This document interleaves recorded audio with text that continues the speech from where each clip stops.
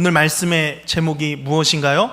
별과 같이 영원토록 빛나리라. 아멘. 오늘 여기 계신 모든 분들이 이제 궁창의 빛과 같이 하늘의 별과 같이 영원토록 빛날 줄로 믿습니다.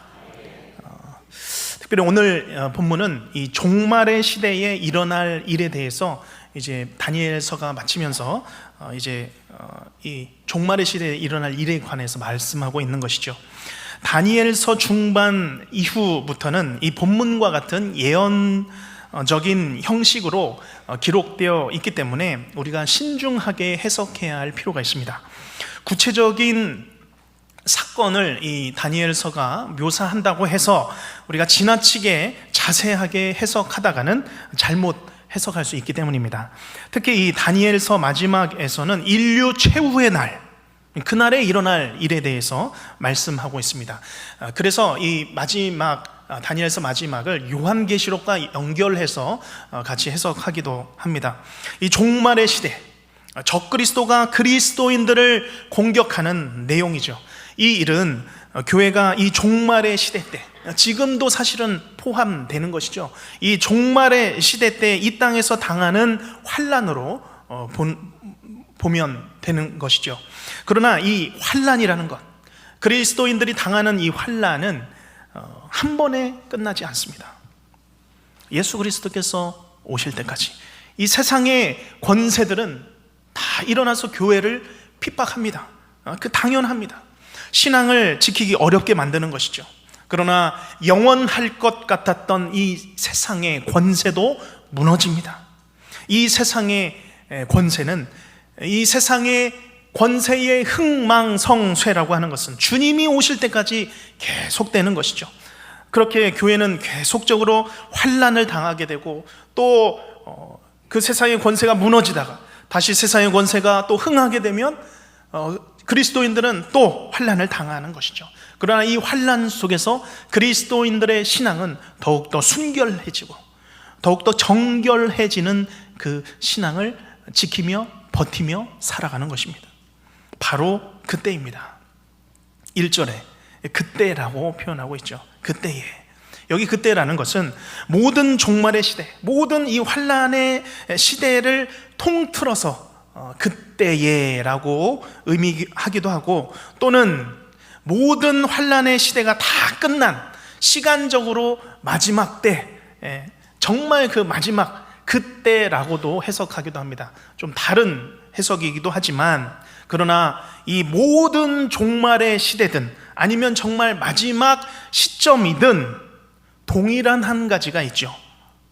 그것은 여전히 하나님을 믿는 성도들에게는, 예수 그리스도를 향한 신앙, 믿음으로 살아가는 이 교회에는 환난이 떠나갈 수가 없다는 것입니다. 환난은 계속된다는 것이죠. 또 환난이 있으리니, 어떤 환난입니까? 이는 개국 이래로 그때까지 없던 환난일 것이며, 환난이 더욱더 강해지는 것이죠.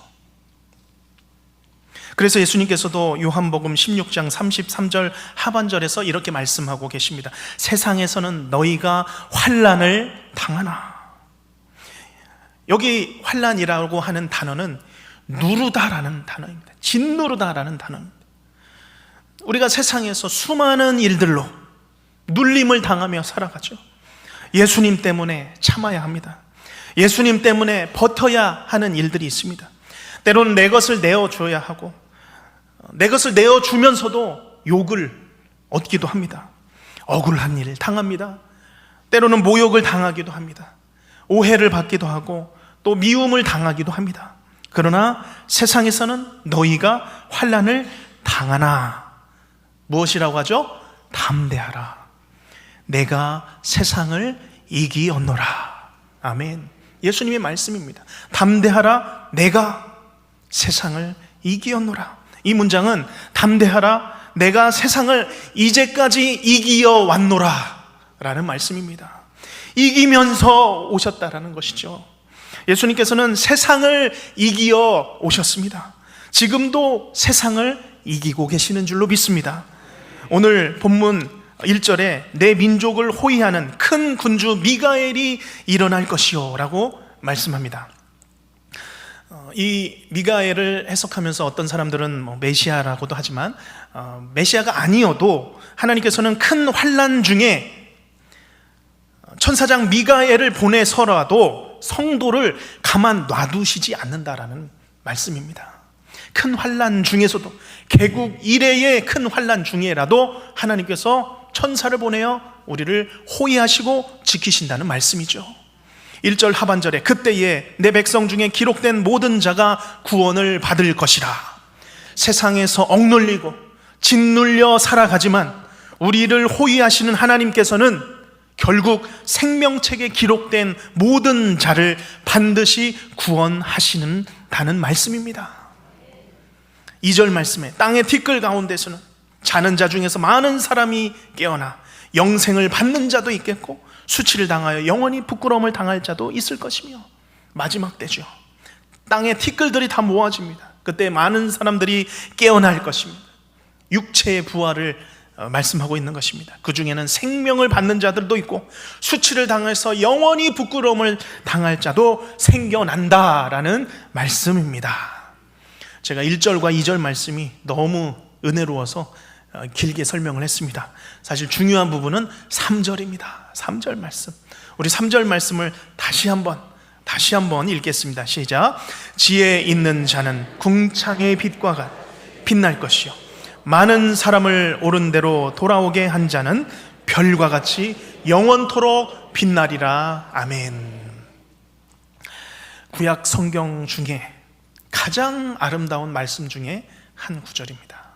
저는 그렇게 생각합니다.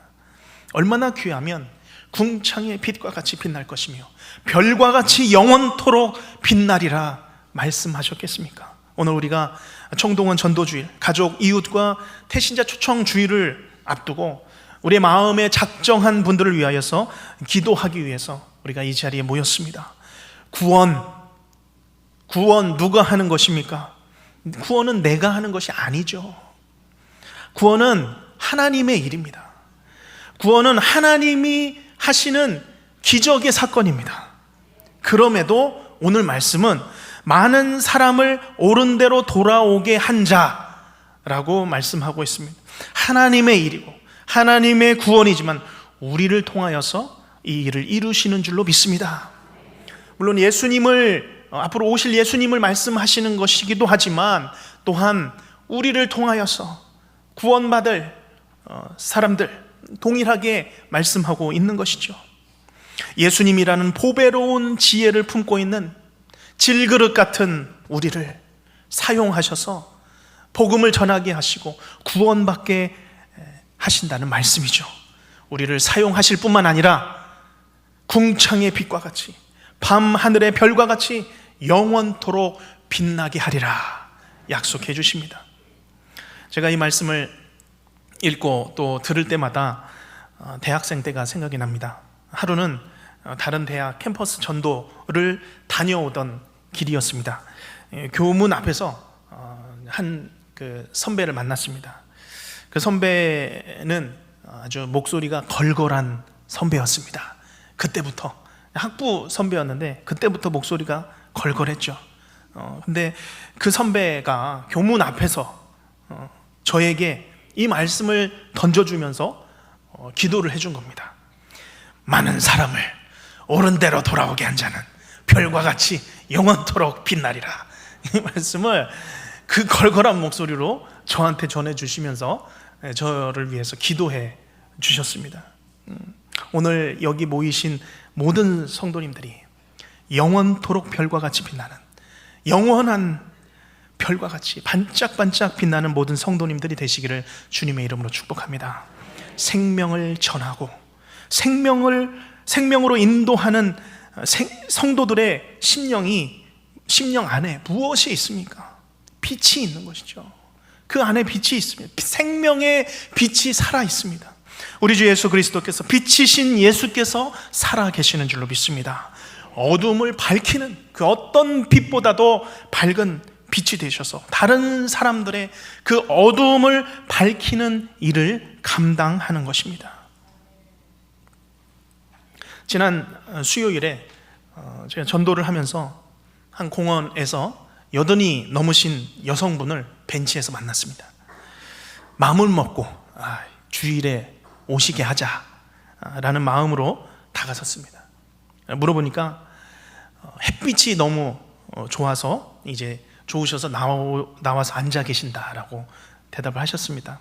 교회는 안 다니시고 저 멀리 해남에서 올라오신 분이신데 그 해남 집 다 정리하시고 이제 아들 셋이 이 위쪽에 있어서 인천에 올라오신 지 이제 10년이 되셨다고 했습니다.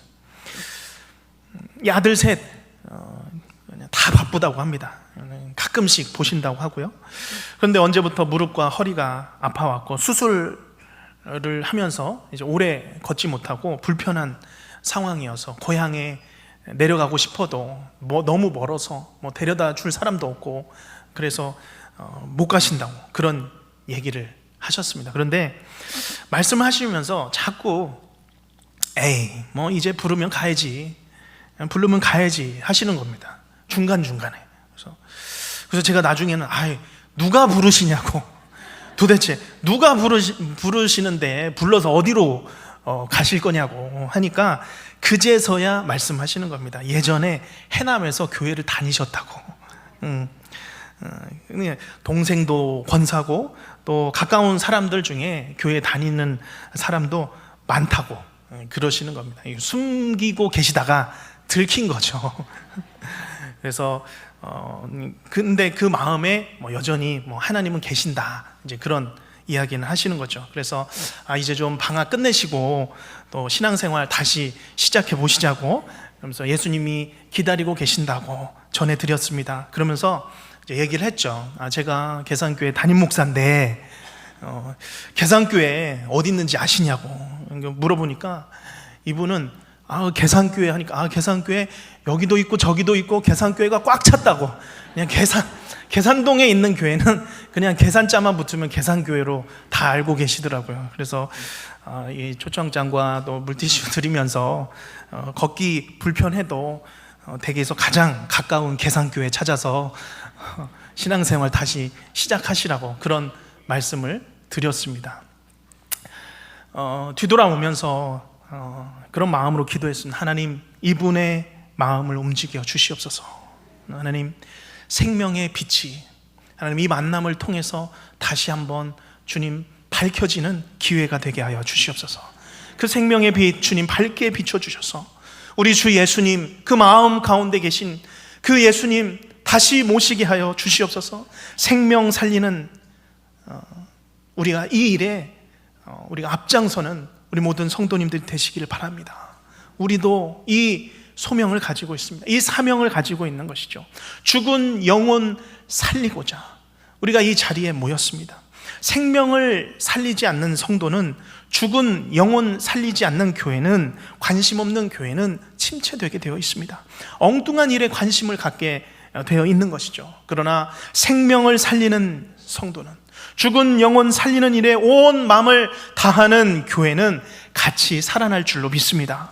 생명운동이 우리 가운데 일어나는 것이죠. 주님, 많은 사람을 옳은 길로 인도하는 내가 되게 하여 주시옵소서. 하나님, 우리 교회가 되게 하여 주시옵소서. 우리 3절 말씀을 다시 한번 우리 목소리로 읽으면 좋겠습니다. 3절 말씀 시작. 지혜 있는 자는 궁창의 빛과 같이 빛날 것이요, 많은 사람을 옳은 대로 돌아오게 한 자는 별과 같이 영원토록 빛나리라. 아멘. 이 말씀 앞에서 그 어느 누구도 피해 가지 마시기 바랍니다. 이 말씀을 그대로 받으시길 바랍니다. 하나님께서 나를 궁창의 빛과 같이, 또한 밤 하늘의 별과 같이 영원토록 빛나게 하실 것이다. 내 입술로 우리 어둠 가운데 있는 분들에게 찾아가서 주의 복음을 전하고 알릴 수 있는 우리 모든 성도님들이 되시기를 바랍니다. 또한 오는 주일에 오시는 모든 분들, 하나님께서 그 상황을 열어주셔서 이 자리에 함께 참석하고 주의 말씀 들을 때 하나님 그 마음 열어주시옵소서. 활짝 열어주셔서 우리 주 예수 그리스도 모시는 결신하는 시간 되게 하여 주시옵소서. 우리가 이 마음으로 주일을 준비하며 또한 영혼을 위하여서 준비할 수 있는 우리 모두가 되시기를 주님의 이름으로 간절히 바랍니다.